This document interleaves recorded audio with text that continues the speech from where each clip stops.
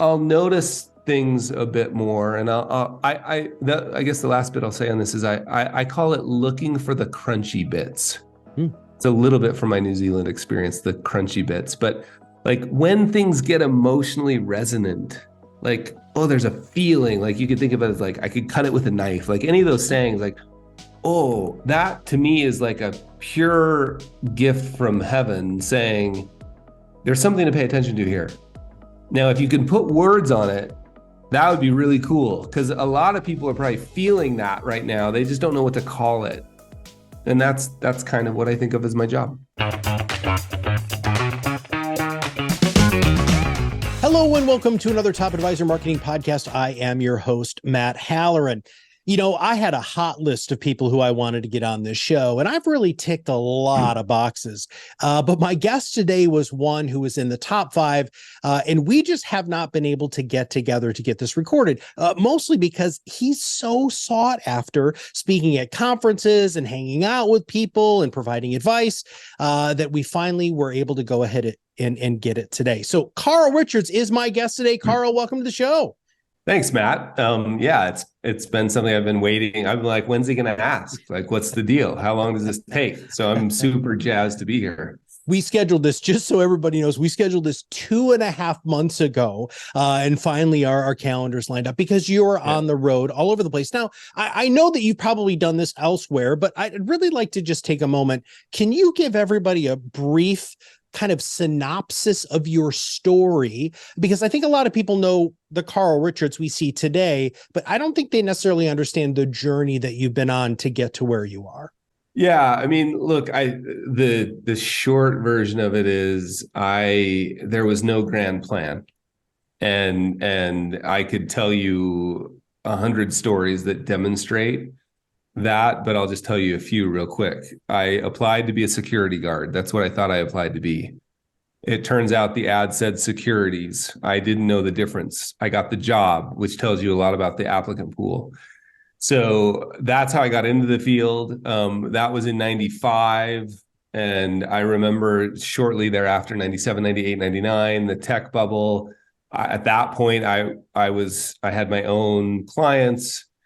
And I just remember feeling like, wait, after I got over the fact that I wasn't a security guard, I was like, this is a math job. That's what this is. It's a math job. So spreadsheets and calculators. And then 97, 98, 99 came around and I was like, whoa, this is not math. Why are all these people? For those of you who've only read about it in the history books, that was sort of what we now refer to as the tech bubble or the .com bubble. And it was all sorts of craziness and amazing things happening. Amazon and the early days of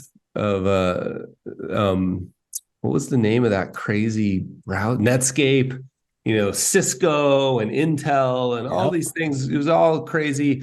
And I just remember being struck early on by the fact that this wasn't a math job. It was behavior. These were dreams and goals and worries, and they kept people up at night. So I had my own clients trying to sort of sort out, like, how do we help them behave correctly? And then I worked at a big brokerage firm at the time, which will go unnamed, but has a bull as its symbol and is owned by a bank. And I shortly after working there for a while, which was amazing, by the way, like I have zero bad. My experience was incredible. I had great managers. I had great mentors who taught me a lot. After a little while of that, I left to start my own firm, my own RIA. And I left, I mean, this is almost comical now, but I left because I really wanted to be in a position where I could tell everybody I was a fiduciary. Because I was acting like one already, but I wanted to be able to tell everybody I was one. And my greatest disappointment in life was when I was able to tell everybody I was a fiduciary and no one cared. Right? Like, and I'm not arguing that they should or they shouldn't care, because we all know they should, but they don't, because they don't know what the word means, and they thought you were already acting that way, and they don't. It's all inside baseball. So I leave to start my own RIA firm, and about that time, I just had this experience repeatedly where clients would come into the office and I was explaining something to them. I was trying to do a really good job. And they were smart, intelligent clients. I actually can remember who the first ones were that I did this thing. One was an ER doctor, and she was a really technical sales rep. So they're both super smart, successful, and they just had blank stares on their face as I was describing something, and I can't remember what it was. And in an act of total desperation, I did something I'd never done before. There was a whiteboard in the conference room I used to use, and I stood up and grabbed a pen and was like, no, like this, and drew like a square with an arrow and a circle. And as I recall, it was accumulation and decumulation. I was trying to demonstrate we're going to be saving, saving, saving, and then we'll use this account to live, live, live. And I drew it, and they were like, oh, now I get it. And I just was like, what? That's so interesting. I was never a doodler. I have no art skill, as should be obvious. And that led to, I was like, oh, and then I had more experiences with that. And one day somebody called me after a meeting and said, hey, that thing you drew on the whiteboard, would you draw it on a piece of paper and scan it and send it to me? I mean, we had just gotten past courier pigeons, so like we had email. So I scanned it. And when I saw it digitally, like I sent it to somebody and I saw it digitally, I was like, oh, I could send that to other people. Mm-hmm. And this is about the time blogs started showing up. So I started a little blog called behaviorgap.com. It was originally called theemotiongap.com, but I changed it to the behaviorgap.com. And then I just, every time I had a question more than once, I would write it, the answer, and then I would try to illustrate it. Yeah. I kept doing that. No one was listening. Like my mom and my sister, I'm almost positive my sister was lying. So like, it was just my mom. I just kept putting it up. And like over time, people started paying attention. And I don't know why, and then a lucky thing, a guy named Kent Gerlish, who I need to be sending a gift to every year. I didn't know Kent. Kent sent an email to the editor at the New York Times and said, hey, you might like this. Mm-hmm. Kent didn't know the editor of the New York Times. He didn't know me. And I now know the editor really well, and we're good friends. And I've asked him, why did you open that email from Kent Gerlish? He's like, I don't know. He's like, and on top of that, why'd you click on the link? Because he gets hundreds of these emails a day from people like us that want our content to be seen. He's like, I don't know. And that led to him saying, hey, I love these. Would you consider doing them for us? And I knew from my security guard background to say yes and figure things out later. So I was like, sure. And that led to the column running in the New York Times, which they eventually named The Sketch Guy, which my teenage daughters were not happy about. But the Sketch Guy, that ran weekly for 10 years. That was about 5 years in, I was like, can I make it 10? And we made it 10 almost to the month. And then I pulled the plug on that, and that column led to a bunch of books. And so somewhere in there, 2012, I was like, I got a choice, have a successful business, highly optimized for the happiness of the clients and the person who works there. So it was a full-on, unashamed, proud lifestyle business. Like you come at me all the time if you want with that cute little lifestyle business stuff. And I'll remind you, I'm skiing on Thursday. You only ski on vacation. Like I'm super cool with it. So I had this beautiful lifestyle business, and increasingly writing and speaking. And one day I was like, I came home to my wife. I'm like, man, I don't think I should ever sell this business. And she said, hey, we've always thought of it as a security blanket. Maybe it's an anchor right now.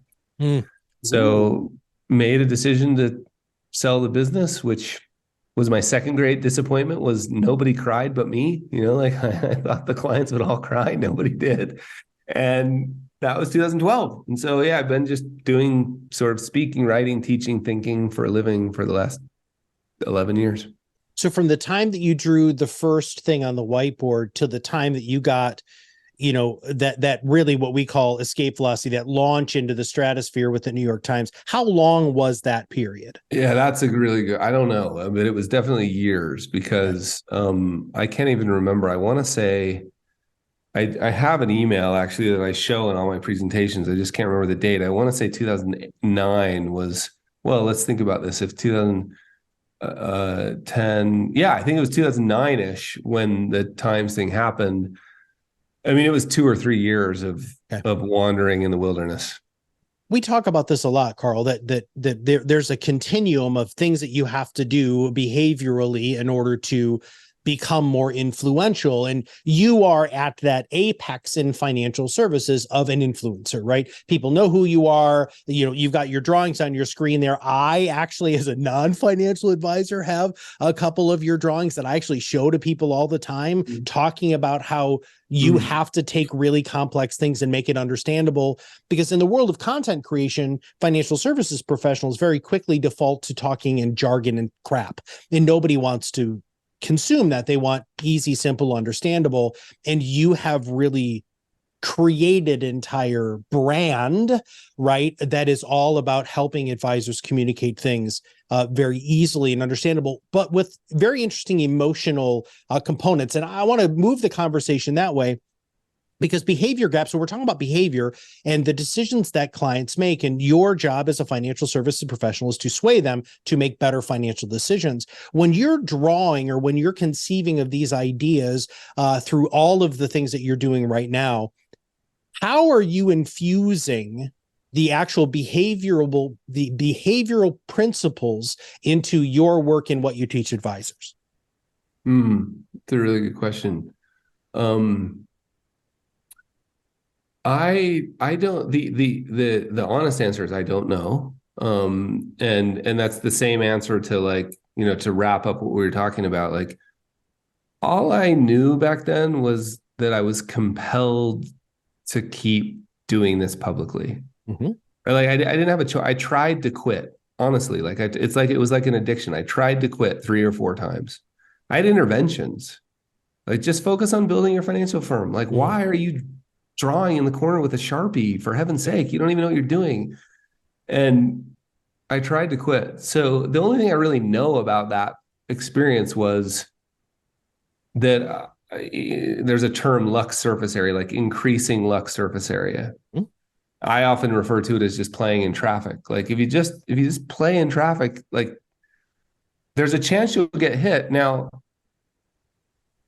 there's a chance you won't. And I don't know what the difference is between those, because it's certainly not quality. Like, I know people who do much better work that have never been seen by anybody, and they've done much better work in public for long periods of time. And so I don't know how to sort that out at all. I just know that if I don't play in traffic, I'm surely not going to have an opportunity to make an impact. That's all I know. So when it comes to the behavioral stuff, I just notice things a lot. Like, I feel things a lot. Like, I'm super, I have a really, I do a lot of things. I'm not very good at a lot of things, but one thing I'm pretty good at is, like, I have a pretty broad emotional range. And so I can feel things. And when I feel things, I have this face I make, which is like, I call it the face, which is like, and anytime the face shows up, I'm like, oh, what's that? What's that? And then that will work for, like, in some cases, a decade. Like, I can give you an example of a sketch that there's an idea that really bothered me for a decade, right? And I could tell you exactly which one it was. But often it's a couple of years, sometimes it's a day. And so between that and, like, I enjoy talking to people who think deeply about those subjects. So it's sort of like you're reading, thinking about that. Then if a financial advisor just paid more attention to the things they're already doing, like, this isn't and you've been doing this for a long time. You're telling the same story, which is, hey, you're already creating quote unquote content. It's just in your head, and you don't realize there's a bunch of reasons why you don't realize. A, you don't realize you have it, and B, you don't think it's valuable. And we could break either one of those down quite a bit. And there's some legitimate, and I have deep empathy for both of them.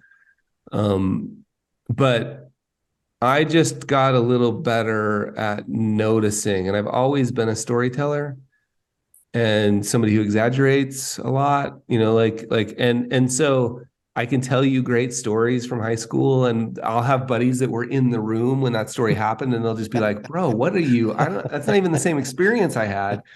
So I'll notice things a bit more. And I guess the last bit I'll say on this is I call it looking for the crunchy bits. It's a little bit from my New Zealand experience, the crunchy bits, but like when things get emotionally resonant, like, oh, there's a feeling, like you could think of it as like, I could cut it with a knife, like any of those sayings, like, oh, that to me is like a pure gift from heaven saying there's something to pay attention to here. Now, if you can put words on it, that would be really cool, because a lot of people are probably feeling that right now. They just don't know what to call it. And that's kind of what I think of as my job. Yeah. But I also think that the way that you get there is by doing something that we really believe that most advisors should do more often, which is shut the hell up and just listen. Right. And listen to listen, don't listen to respond. When you have a high EQ, emotional quotient, or emotional intelligence, that listening is easier to do. But in my experience, when I'm speaking, one of the first things that I'll ask an audience is, how many people have had clients cry in their office? And everybody raises their hand, right? I mean, everybody has. And then I say, how many people feel comfortable with it? Right. And like 3/4 of the hands go down. And then I say, okay, out of you, how many of you tap them on the shoulder and say it's going to be okay, or hand them tissue? And then, everybody's hands stay up. And that's when I say, okay, that's the worst thing that you should do. And I bring that up in this situation because this sort of emotional intelligence, this ability to listen, this ability to have that level of perception is a muscle that can be trained and has to be practiced. There are some people like you who are naturally inclined to do it, but unless you're practicing it, you don't actually become as excellent as you should. Well, at the Orion event this year, the CEO of Orion was on stage, and he said, in client meetings, as per the latest research study, 80% of the time, the advisor's talking. How do you learn what you're talking about, Carl? How are you learning to listen about those emotional things? How are you really truly communicating complex things in simple ways? And how are you really connecting with the client when 80% of the time you're talking at them? Yeah, I mean, I really intentionally practiced that. I used to have two rules that I played around with. One was I couldn't ask anything in the first meeting that didn't end with a question mark. And you never quite get there, but it's just a nice goal to pull you from where you are. And then the other one was in an hour-long meeting, I want to be talking 5 minutes. So and I used to actually record with permission. I would ask clients if I could, hey, have you ever seen a movie twice? Yeah. Did you see something you didn't notice the second time? Yes. I don't want to, so I can be totally focused on you, Matt, during our first meeting here. I'm going to record this. It's for internal use only. And as soon as we get a transcript of it, we'll delete the audio file. Is that okay? Yes. Great. Boom. Hit record. One of the things I would do with that recording, and I only had to do it a couple of times, was I would have somebody else listen to it with a timer. And every time I opened my mouth, they started the timer. And every time they closed it, they stopped the timer, and they added it up. And I was like, the goal was that should add up to be 5 minutes. And again, I think that's probably pretty dramatic, but it was a nice target. And the first time I did that, I was shocked. It was like 45 minutes. Like out of an hour, I was talking for 45 minutes. And so really intentionally practiced. And then the other thing I practice even now, which is why podcast interviews are always so uncomfortable they're not comfortable. They're not supernatural in the sense that I actually have a bazillion questions I want to ask you. Like, and why you were talking, brother. That's for your show, man. You have to. I know why you were talking. I was like, oh, that's really, did you just say that? I want to go back to the handing somebody tissues and patting them on the shoulder. But that's just because I've trained myself to be looking for the crunchy bits. And if there's anything I'm curious about, that's like, if I had to sum it up, it's like just foster curiosity, like practice. And you get if you have kids, you have endless opportunities to practice. And I've learned, like, I just wish, I almost get emotional about thinking about it. I just wish we could all learn. Like, have you ever had this? I know you've had this experience. If you've ever had the experience of being listened to, and like, I used to call it a ninja trick, a ninjitsu trick. That's ninja plus jujitsu. where I practice this at conferences. People will come up to me all the time like, Carl, I've just got a question that I know you can help me. And if I can remember to be like, okay, practice the ninja trick, I will just say, absolutely. Tell me about what's the question? Oh, what have you tried? Oh, how did that work? What did you think of? Oh, that's interesting. What did you make of that? And about 10 minutes into that, somebody will reach across and grab my arm and go, oh my gosh, you helped me solve it. And I will have said nothing. And it never fails. And it doesn't fail with my kids. It doesn't fail with my wife. It just never fails to be like, oh, what did you, because most of the time, so I think practicing that and taking a chance. My wife challenged me once. I was going on a trip to New York. It was when the book was just written. I was going to be on a bunch of TV shows and she's like, see if you could talk less. And I was like, well, I'm going like they're there to hear me talk. And she's like, just see. And every time I did it, it went better. So practice. Yeah. I remember going through media training with Jason Lahita, who now runs Street Cred. And he said, every time you talk to the press, it should be 3 minutes or less. 90 seconds is better. And I was like, whoa, talk about a challenge, right? And so very recently, we had just launched this partnership with FICOM, right? So they're an amazing PR firm, and we're doing some cool podcasting stuff with them. And I'm being interviewed by the journalist, and they would ask me a question, and I would answer the question, and then I would stop. And would you want to keep going? No. I said that's what I needed to say. And I'm giving you time to catch up. And they're like, damn, you've done this before. So here's the deal, Carl. My favorite thing, I love interviewing people. This is my happy place, right? But when I'm on other people's podcasts, I'm in the exact same situation you're in, because I feel like, dude, I'm talking so much right now when I used to be the one who just asked questions. So I want to get back to this idea of behavior, because you and I haven't had a lot of time to talk about this offline, but we've built this marketing mindset behavioral analysis called the Influence Readiness Score. And the idea is for advisors to actually hold a mirror up to themselves and seeing if they're doing the right behaviors and have the right mindset to become more influential, because we believe influence marketing is the only marketing left that works. You have achieved what we refer to as celebrity on our influence continuum. You've achieved escape velocity. People know who you are. They seek you out. You have fans of what you do. If you were to give advisors any sort of advice on what they could do to accelerate their influence so that they stop being the best kept secret in their area and people actually start being attracted to them, what would you say? Yeah, it's actually super simple, not to be confused with easy. And I think if I was thinking of from an advisor perspective, and my goal was to have influence in terms of grow my business, and then maybe once I've filled my business, whatever that means, beyond that, I would get really clear about the unique problem that I'm interested in solving. The shortcut to that problem is an occupational niche. It doesn't have to be, but it's a shortcut to that problem.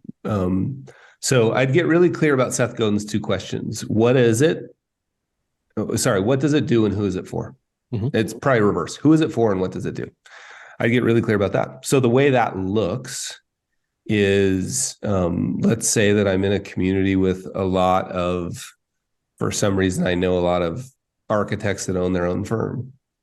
Well, I would interview a bunch of those architects, and every single one of those interviews I would use as content. And if I was comfortable, as soon as I could get comfortable, I would make those interviews into podcasts. But even before that, I would take those interviews, and the interview would go like this: hey, Matt, I'm trying to understand the unique challenges that architects that own their own firms face, and I would insert financial planning, wealth management challenges that architects that own their own firms face. Could I, and I know that you have insight into those challenges because you are one, or because you work with them as an attorney or an accountant.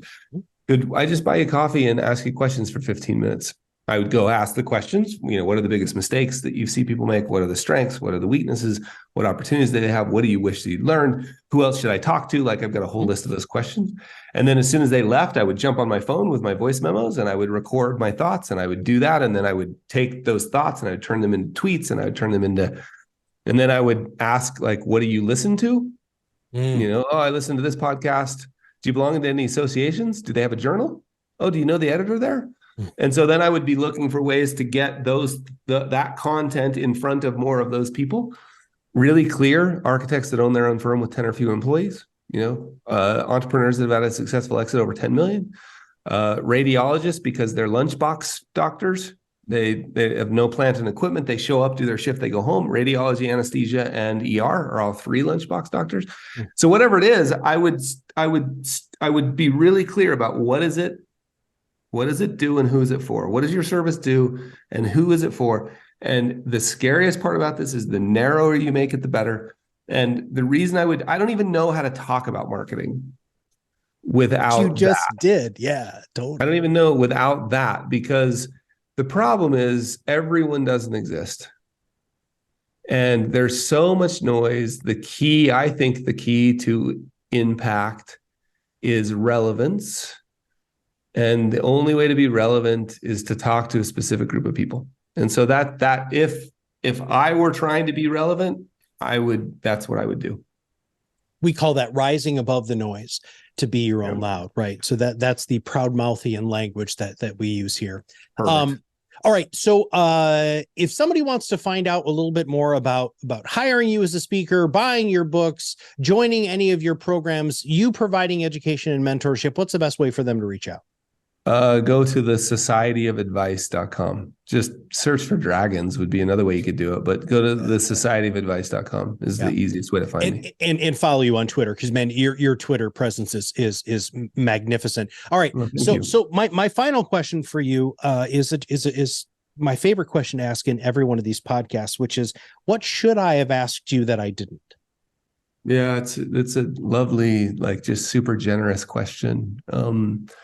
And I mean, what first comes to mind is, why? Why do you care so much about this work? That's what first comes to mind. Take it away. Oh, so you want me to answer the question that you didn't ask? Yes. I'm lazy. I'm behind the microphone, brother. So keep going.